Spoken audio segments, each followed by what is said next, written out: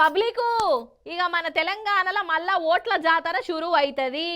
ఉప ఎన్నికల అచ్చుడు ఖాయం. మన బీఆర్ఎస్ పార్టీ నుంచి గెలిచిన ఎమ్మెల్యేలు లటుక్కుమని చెయ్యి పార్టీల జంపింగులు చేసే కదా. ఇక ఎక్కడ అధికారంలో ఉంటే అక్కడ ఉంటాము అని అనుకుంటా. అట్లా జంపింగులు చేసిన ఎమ్మెల్యేలకు కరెంటు షాక్ ఇచ్చిందల్లా మన హైకోర్టు. ఇంతకు కోర్టు ఏమన్నది, లీడర్లు ఏమంటాన్రు ఏంటి కదా, గవర్నర్స్ కొనొద్దాం రాన్రి. అంతే కదా నొల్లా. ఇక మన కాడ మళ్ళా ఎలక్షన్ల అచ్చుడు ఖాయంగా కొడుతున్నది. అయితే బీఆర్ఎస్ తరపున గెలిచిన Kadiyam Srihari sir, Danam Nagender sir, Tellam Venkatrao sir, ఇగో ఇట్లా కొందరు ఎమ్మెల్యేలు కాంగ్రెస్ కండువాలు కప్పుకునే కదా. ఇక దీని మీద మన బీఆర్ఎస్ ఎమ్మెల్యేలు పాడి కౌశిక్ రెడ్డి సారును వివేకానంద సారు కోర్టుకు పోయిర్రు. ఇక వాళ్ళ మీద అనర్హత వేటు వేయాలని పిటిషన్ వేసిర్రు. అంటే వాళ్ళు ఒక గుర్తు మీద గెలిచి ఇంకో గుర్తున్న పార్టీలకు పోయిర్రు కాబట్టి, పబ్లిక్ను అవమానం చేసినట్టే కాబట్టి అగో వాళ్ళను ఎమ్మెల్యేలుగా లెక్కలకు తీసుకోవద్దు, వాళ్ళ ఎమ్మెల్యే పదవి తీసేయాలి అని పిటిషన్ వేసిర్రు. ఇక దీని మీద హైకోర్టు తీర్పు చెప్పింది. దానం నాగేంద్ర గారు, తెల్లం వెంకట్రావు గారు, కడియం శ్రీహరి మీద ఏదైతే disqualified petition BRS legislation file చేసినారో దాని మీద స్పీకర్ గారు నిర్ణయం తీసుకోవడాన్ని తప్పుపడుతూ ముగ్గురు ఎమ్మెల్యేలు ఎవరైతే డిస్క్వాలిఫై చేసినారో వాళ్ళు హైకోర్టును అప్రోచ్ చేయడం జరిగింది.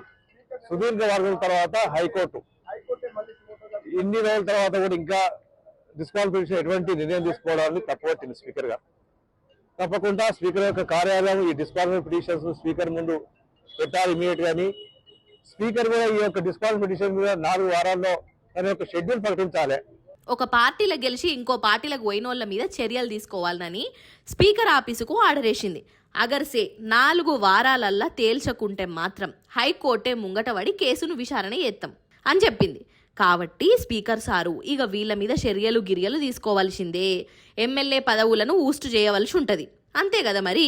ఇక ఇట్లా తీర్పచ్చుడుతోనే పార్టీ మారిన ఎమ్మెల్యేలకు షాక్ కొట్టినట్టు అయింది. ఇక కడియం శ్రీహరి సార్ ఏమంటున్నాడయ్యా అంటే, మేము వేరే బెంచ్కు పోతాం, ఆడ పిటిషన్ ఇస్తాం, అది చేస్తాం ఇది చేస్తాం అంటున్నాడు. హైకోర్టు తీర్పును న్యాయవాదులతో కూడా చర్చించవలసిన అవసరం ఉన్నది. ఆ హైకోర్టు తీర్పు పైన డివిజన్ బెంచ్కి పోయే అవకాశం కూడా ఉంటుంది. కాబట్టి హైకోర్టు తీర్పును పూర్తి స్థాయిలో అధ్యయనం చేసిన తర్వాత డివిజన్ బెంచ్కి పోయే ఆలోచన కూడా చేయడం జరుగుతుంది. ప్రధానంగా యాంటీ డిఫెక్షన్ బిల్ ఉండగా కూడా చాలామంది పార్టీలు మారడము, హైకోర్టు కానీ సుప్రీంకోర్టు కానీ అనేక సందర్భాలలో విభిన్నమైన తీర్పులు ఇవ్వడం కూడా జరుగుతున్నది. వాటిని కూడా స్టడీ చేయవలసిన అవసరం ఉన్నది.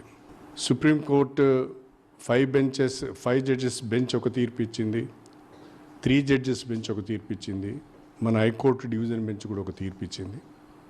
వీటన్నిటి నేపథ్యంలో చట్టపరంగా న్యాయపరంగా అధ్యయనం చేసి తీర్పు పాఠాన్ని కూడా పరిశీలించి డివిజన్ బెంచ్ పోయే ప్రయత్నం చేస్తాం. కాదోల్లా ఈ బెంచ్కి ఆ బెంచ్కి, ఈ కోర్టుకు ఆ కోర్టుకు పోయే బదులు సప్పుడేక రాజీనామా చేసి పడేసి మళ్ళా జనాల ముంగటికి పోతే ఏమవుతుంది? జనాలే తీర్పు చెప్తారు కదా ఎవరు చేసింది కరెక్టు అని.